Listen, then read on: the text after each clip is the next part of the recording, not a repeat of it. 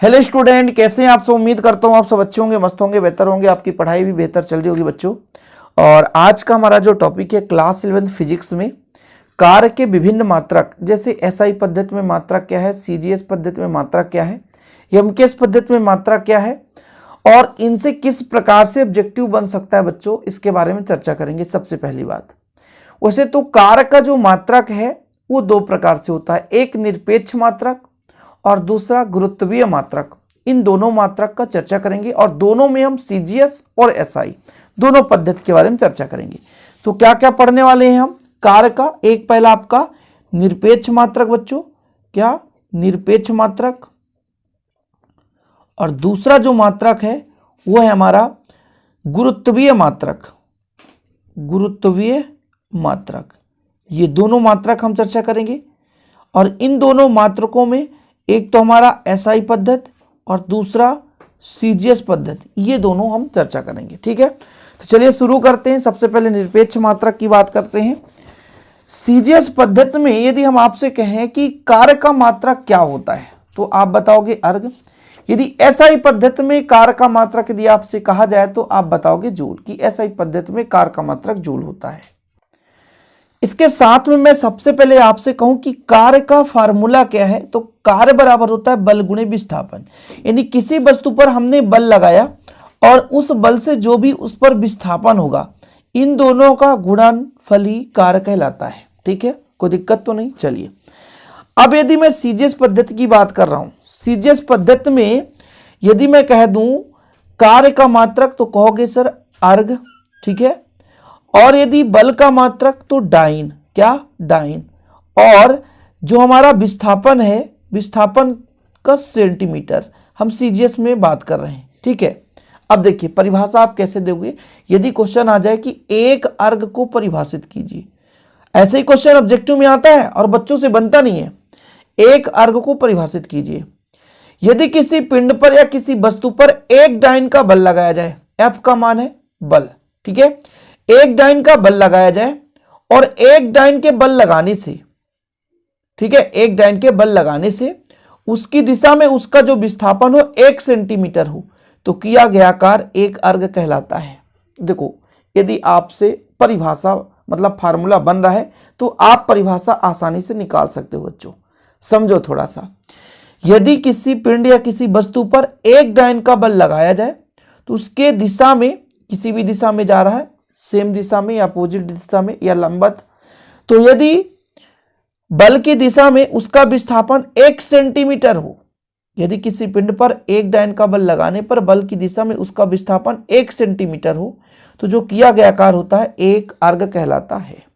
कोई दिक्कत तो नहीं है। चलो ध्यान देना, यहां पर सीजीएस पद्धति में निरपेक्ष मात्रक देख रहे हो कि भाई साहब यदि किसी पिंड का एक डाइन बल लगाने पर बल की दिशा में उसका विस्थापन 1 सेंटीमीटर तो किया गया कार्य एक अर्ग कहलाता है। एक अर्ग बराबर एक डाइन गुणे 1 सेंटीमीटर बराबर हो जाता है 1 डाइन सेंटीमीटर। क्या हो जाता है? 1 डाइन सेंटीमीटर।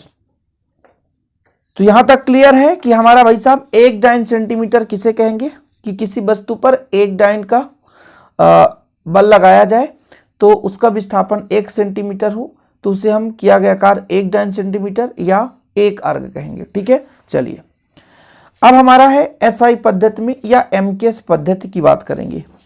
देखो, यदि किसी पिंड पर 1 न्यूटन का बल लगाया जाए, कितना? 1 न्यूटन का बल लगाया जाए और बल की दिशा में उसका विस्थापन 1 मीटर हो तो किया गया कार्य 1 जूल होता है।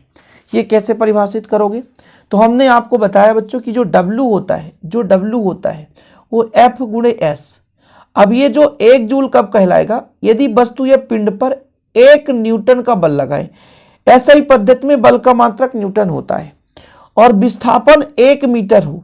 एसआई पद्धति में लंबाई या विस्थापन का मीटर मात्रक है ना। एसआई पद्धति में विस्थापन या लंबाई का मात्रक मीटर होता है।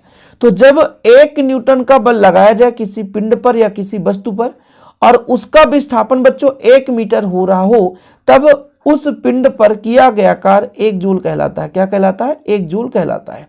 बिल्कुल आप लोग तैयार करते चलो कि भाई साहब यदि किसी पिंड पर 1 न्यूटन का बल लगाया जाए तो उसका विस्थापन 1 मीटर हो तो वो 1 जूल कहलाता है। अब एसआई पद्धति में मैंने पहले ही बताया कार का मात्रक जूल है, तो 1 जूल बराबर होता है 1 न्यूटन गुणे मीटर। 1 न्यूटन और जो विस्थापन है यानी एस है उसका कह देते हैं बच्चों 1 मीटर, तो 1 न्यूटन मीटर कहला जाता है या 1 जूल कहला जाता है। जूल और अर्ग में संबंध क्या है, ये चीज यहां पर आप समझो कि जूल और अर्ग में क्या संबंध है। तो चूंकि आपने समझा कि 1 जूल जो है वो कितने के बराबर है, 1 न्यूटन का बल लगाया जाए और उसमें विस्थापन हो 1 मीटर का। कितना मीटर, 1 मीटर। अब 1 न्यूटन को हम भाई यदि हम सीजीएस में बदलें तो 10 के घाते 5 डाइन के बराबर होता है। 10 के घाते 5 डाइन के बराबर होता है। मीटर को सेंटीमीटर में बदलें तो 100 सेंटीमीटर के बराबर होता है। 1 मीटर 100 सेंटीमीटर के बराबर होता है। मतलब यहां 2 जीरो, यहां 5, तो 10 घाते 7 डाइन सेंटीमीटर। क्या, डाइन सेंटीमीटर।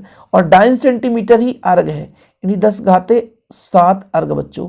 यानी एक ऑब्जेक्टिव यहां से बन गया 1 जूल बराबर 10 घाते 7 अर्ग। 1 जूल बराबर 10 घाते 7 अर्ग। बिल्कुल आप लोग देख लो, कोई दिक्कत नहीं होगी, फुल स्वतंत्रता है अच्छे तरीके से समझने के लिए। चलिए बच्चों आगे देखते हैं गुरुत्वीय मात्रक। इसमें हम सीजीएस पद्धति में भी देखेंगे। और गुरुत्वीय का अर्थ क्या हुआ थोड़ा सा आप समझो।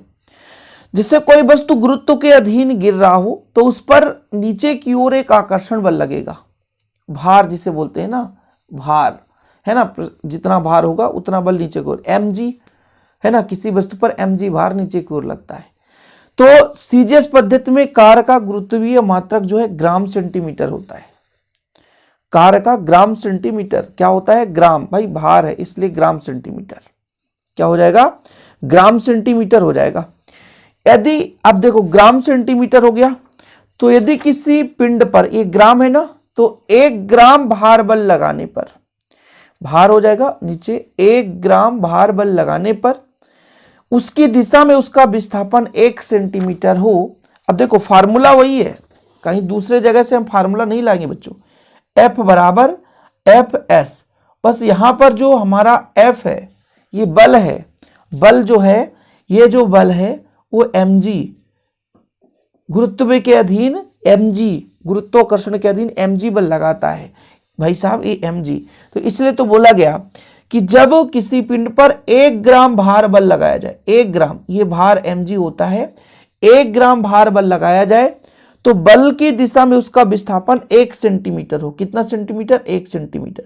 यानी 1 ग्राम भार बल लगाया हमने तो 1 सेंटीमीटर का विस्थापन हो बच्चों। कितना सेंटीमीटर, 1 सेंटीमीटर का विस्थापन हो।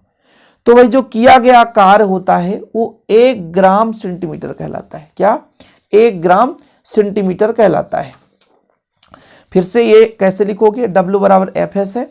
1 ग्राम सेंटीमीटर किसके बराबर, 1 ग्राम भार किसी पिंड पर लगाया गया, उसका विस्थापन 1 सेंटीमीटर हो तो 1 ग्राम सेंटीमीटर कहलाता है। ठीक है। अब यदि मैं कह दूं कि 1 ग्राम जो है भार जो है कितने डाइन के बराबर होता है, तो एक ऑब्जेक्टिव यहां से आप तैयार कर लो कि 980 डाइन के बराबर होता है। 1 ग्राम भार कितने डाइन के बराबर होता है, तो 980 डाइन के बराबर होता है। सेंटीमीटर को सेंटीमीटर में ही रखो क्योंकि सीजीएस में हम सेंटीमीटर में, तो भाई साहब ये 980 डाइन सेंटीमीटर हो गया। और डाइन सेंटीमीटर का मतलब अर्ग होता है। तो यहां से एक ऑब्जेक्टिव फिर से तैयार हो गया कि 1 ग्राम सेंटीमीटर, क्या 1 ग्राम सेंटीमीटर कितने अर्ग के बराबर होता है, तो 980 अर्ग के बराबर होता है। ठीक है, 980 अर्ग के बराबर होता है। 1 ग्राम सेंटीमीटर कितने अर्ग के बराबर होता है, 980 अर्ग के बराबर होता है। चलिए बच्चों अब देखते हैं एसआई पद्धति में। सिंपल है, वही है और ज्यादा परेशान होने की जरूरत नहीं है। उसमें ग्राम था, इसमें किलोग्राम। जैसे मैंने कहा था किसी पिंड पर 1 ग्राम भार लगाने पर यदि उसका विस्थापन 1 सेंटीमीटर हो। अब इसमें एस आई आ गया, एम के, एम मतलब मीटर, के मतलब किलोग्राम, एस मतलब हो गया सेकेंड। तो भाई यहां पर एम फॉर मीटर, यहां पर एम फॉर मीटर मतलब विस्थापन मीटर में है ना। के मतलब आपका जो भी वजन होगा तो वो किलोग्राम में। तो भाई भार ही तो है, वस्तु गुरुत्व के अधीन नीचे की ओर गिर रहा है तो भार बल लग रहा है। तो 1 किलोग्राम भार बल लगाएंगे किसी पिंड पर, m का मतलब मीटर, तो उसके बल की दिशा में विस्थापन 1 मीटर हो जाएगा बच्चों। तो वो कहलाएगा आपका 1 किलोग्राम मीटर। क्या कहलाएगा, 1 किलोग्राम मीटर। मतलब किसी पिंड पर 1 किलोग्राम भार लगाया गया और उस भार के कारण या उस भार बल के कारण उसका विस्थापन 1 मीटर होता है तो किया गया कार्य 1 किलोग्राम मीटर कहलाता है। W बराबर क्या होता है बच्चों? कार्य बराबर बल गुणे विस्थापन, Fs होता है। F का मतलब 1 किलोग्राम भार, F का मतलब 1 किलोग्राम भार, S मतलब आपका विस्थापन 1 मीटर हो गया। 1 किलोग्राम कितने न्यूटन के बराबर होता है? तो 9.8 न्यूटन, 9.8 न्यूटन, ठीक है। और मीटर को तो मीटर रहने दो, और न्यूटन मीटर है एक प्रकार से जूल। क्या है? जूल। न्यूटन मीटर जूल होता है। इसके पहले आपने पढ़ाई है न्यूटन मीटर क्या है? जूल। 1 जूल के बराबर होता है न्यूटन मीटर। तो भाई साहब ये न्यूटन मीटर हो जाएगा जूल के रूप में, तो 9.8 जूल हो जाएगा। तो 1 किलोग्राम मीटर बराबर 9.8 जूल भी होता है। यदि कार्य की प्रकृति पूछी जाए तो कार्य एक अदिश राशि है बच्चों, और ये बहुत ही महत्वपूर्ण आपको 3 ऑब्जेक्टिव मिल रहे हैं कि 1 कैलोरी में कितना जूल होता है एनर्जी? 4.186 जूल, इसको याद करना है। 1 इलेक्ट्रॉन वोल्ट, इसमें कितना जूल होता है? 1.6 × 10⁻⁻19 जूल। 1 किलोवाट घंटा 3.6 × 10⁻6 जूल। बिल्कुल याद करना है बच्चों, बिल्कुल आपको तैयार ही कर लेना है किसी भी दम पे। जितने भी बता रहा हूं भाई ऑब्जेक्टिव क्वेश्चन में यदि आ गया तो फिर आपको दिक्कत हो जाएगी, इसलिए प्लीज आप लोग सभी प्रश्नों को तैयार करते चलें। अब थोड़ा सा बीमी सूत्र हम देख लेते हैं कि बीमी सूत्र क्या कहता है भाई साहब। बीमी सूत्र कैसे निकालोगे? तो यदि आपको पता होगा कि W बराबर क्या है तो आप कहोगे बल गुणे विस्थापन, यानी बल गुणे दूरी। अब बल का बीमी सूत्र mL⁻², और दूरी का होता है आपका L। यदि इसका मल्टीप्लाई कर दो तो mL²⁻²। ये हमारा आ गया बच्चों किसका बीमी सूत्र? तो कार्य का बीमी सूत्र आ गया। क्या? कार्य का बीमी सूत्र। SI मात्रा क्या होता है? जूल होता है, और कार्य एक अदिश राशि है। सिंपल तरीके से इसका बीमी सूत्र आप लिख सकते हो। इसके पहले भी मैंने पहला लेक्चर जो इस चैप्टर कराया था कार्य ऊर्जा शक्ति का, उसमें मैंने इसको कंप्लीट रूप से आपको अच्छे तरीके से समझाया था। वीडियो पसंद आया तो लाइक करके शेयर करें, और ऐसी वीडियो पाने के लिए चैनल को सब्सक्राइब करके बेल आइकन प्रेस कर लें। ओके बच्चों, हैंड रिटन नोट्स लेना है तो कांटेक्ट कर सकते हैं 9685299150 पर। 100 रुपीज चार्ज है, बेहतर रूप से हैंड रिटन नोट्स दिए जाते हैं। जय हिंद, वंदे मातरम।